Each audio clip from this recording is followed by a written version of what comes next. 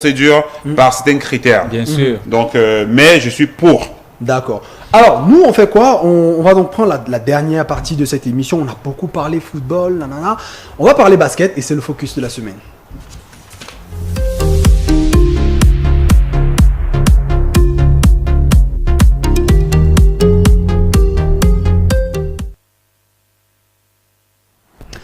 Voilà, je disais donc tout à l'heure, on parle un peu basket et la question elle est simple. Vraiment, j'ai une question qui est très très simple, les gars. La Côte d'Ivoire a-t-elle triché pour se qualifier au mondial de basketball qui se jouera donc en août prochain du côté de la Chine? S'il dit oui, mon ami Stéphane Da, qui est membre de la Fédération ivoirienne de basketball et qui est ancien joueur de D-League en NBA, va tirer sur moi.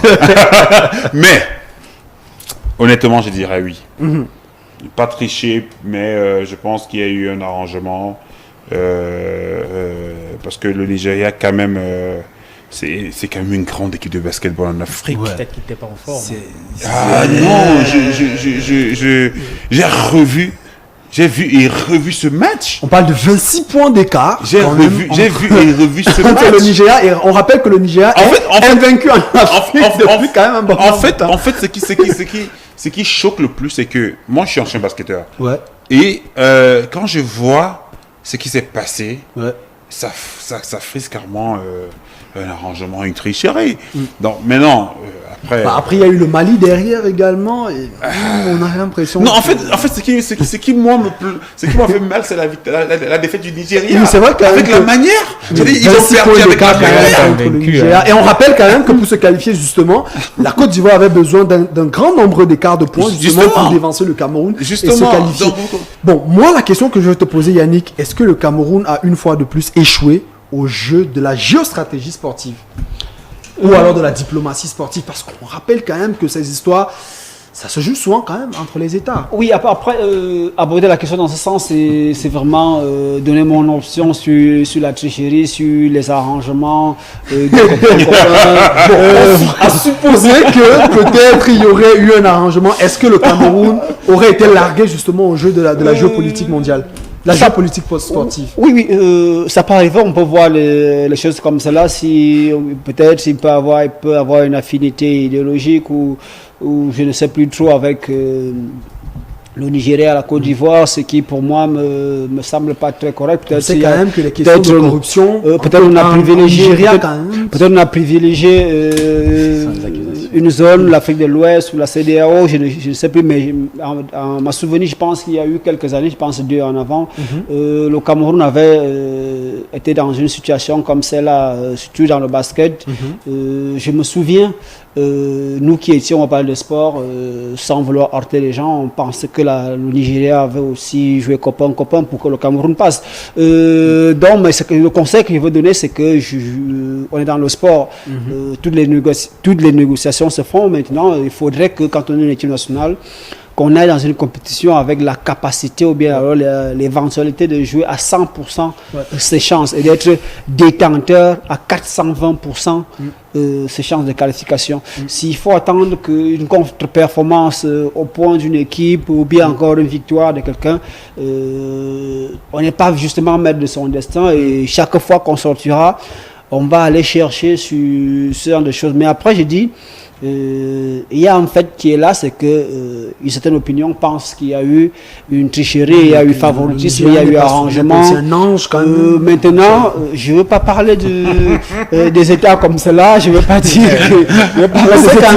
D'après le classement, d'après le récent classement d'Amnesty International, non,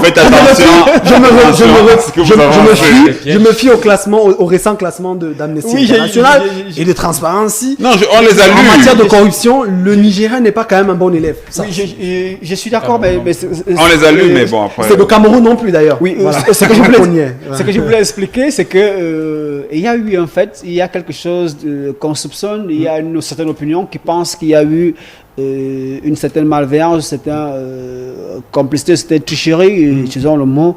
Maintenant, que les instances en charge de gérer des questions d'éthique, de veiller sur l'équité, de veiller sur...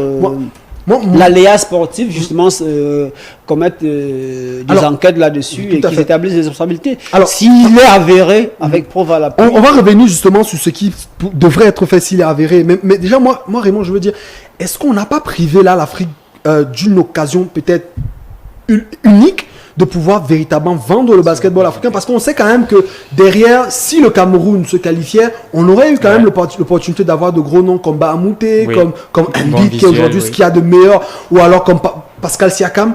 Est-ce qu'on n'a pas privé le continent africain de véritablement se positionner dans l'échiquier mondial du basketball, si jamais il y avait eu, par exemple, c'est pas la première fois. Hein. Il y a eu des Coupes d'Afrique sans le Cameroun. Le Cameroun, tout en forme, n'a pas participé. C'est pas la première fois.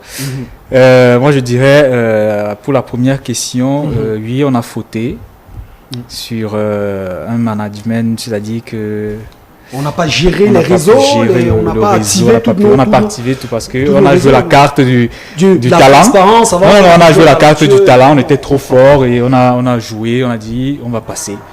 Voilà, alors que c'est la même chose qui arrive avec le football aujourd'hui. On est resté dans le foot passion, on n'a pas pensé au foot business. Ouais. Parce qu'il faut dire quand même que pour revenir rapidement dans le foot avant de repartir dans le basketball, il y a une affaire pendante aujourd'hui quand même entre le Cameroun et les îles Comores. Et justement, peut-être faudrait-il déjà engager des négociations pour ne pas justement se confronter au TAS qui pourrait nous retirer une qualification pour la CAN. Voilà. Donc je dirais que ce serait priver l'Afrique d'une très grande nation, c'est-à-dire d'une grande représentation. Encore que les gars sont en forme. Joël Embiid, Pascal Siakam. On aurait des beaux matchs. C'est les meilleurs de l'heure. Si, ironiquement, si c'est voir des gars qui ont entre guillemets fait une truffe, voir jouer ce genre de personnes là, je pense que ce ne sera pas différent, leurs matchs ne seront pas différents de ce qu'ils ont fait face au Nigeria. Tout à fait. Pour dire comme ça. Voilà.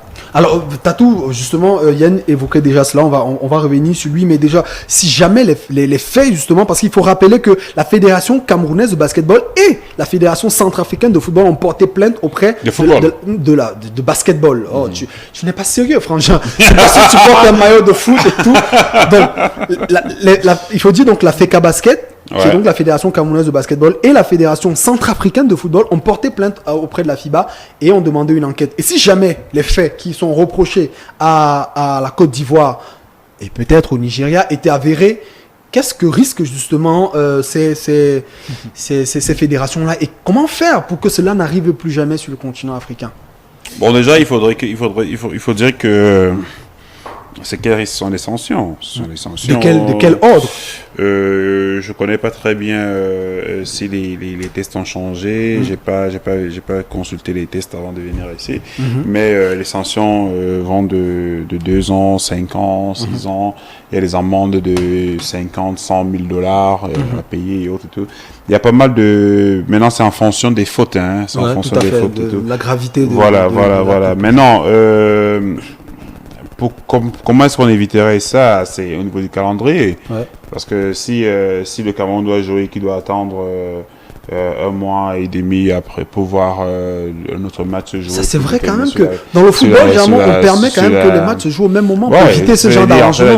Le Cameroun, c'est en train de jouer contre le Mali à Yaoundé, et la Côte d'Ivoire contre le Nigeria à Abidjan. Et peut-être le Nigeria contre le Mali à Abuja et le Cameroun contre le Nigeria. Et à ce moment-là, on saurait directement après, au terme des 2 matchs, qui ne va pas. Tout à fait. Donc maintenant, quand on reste et on attend que le match se joue 3, 4, 5 semaines après que nous on ait joué notre match, il y a ça donne du temps quand même pour avancer dans les négociations, si jamais négociation il y a.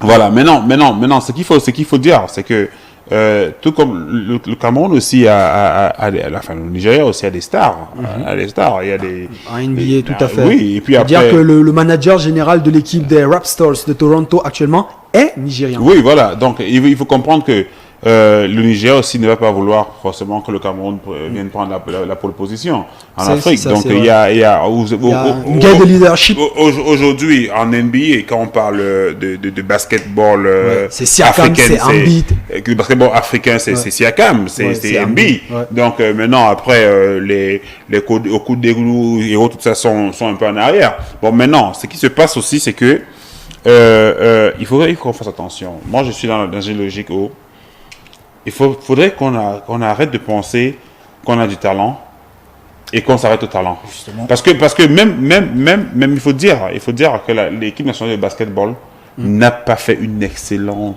campagne. Parce qu'elle était également privée de ses stars. Non. Ces stars. Il faut dire que même Bahamouté, qui de temps en temps vient souvent, n'est même pas venu. Mais la dernière fois ici, quand j'ai assisté au fameux match, Luc n'était pas là. C'est de ça que Luc n'était pas là. Depuis je ne sais pas combien de temps, depuis peut-être 2 ans et demi, 3 ans, Luc n'a pas joué. Mais l'équipe nationale a joué des matchs. Est-ce que parce qu'il faut dire, il y a des gars à l'équipe nationale qui jouent aujourd'hui, avec qui moi j'ai joué. Ouais. Et avec qui j'ai joué en junior ou je ne sais pas trop quoi, qui sont encore là. Mais est-ce qu'il n'y a pas de relève? Vous comprenez un peu? Donc il faudrait qu'on arrête de penser qu'on est assez fort. Non seulement on ne gagne pas très bien les matchs, et après crier au scandale après. Ah oui. Moi, Yann, peut-être autre solution. Quelles seraient justement les solutions qu'il faudrait apporter en vue justement d'éviter que ce genre de cas se répète? Simplement être vigilant, c'est-à-dire que je pense que en Europe par exemple il y a des experts qui peuvent être capables d'analyser la performance des joueurs et te dire si effectivement il a levé le pied. Je me souviens encore, j'ai regardé les matchs de tennis, des yeux naïfs, je ne pouvais pas savoir que Davydenko pouvait vendre les matchs même quand il s'agissait d'une demi-finale. Mais il a fallu que des experts s'y penchent, qui se disent ok d'accord, c'est Davydenko pour ce type de points.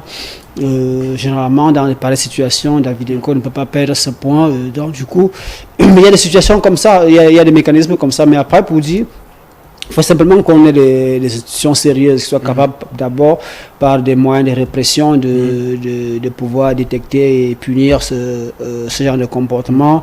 Maintenant pour revenir au cas spécifique de ce match, je pense qu'il y a une enquête qui doit être sérieusement ouverte.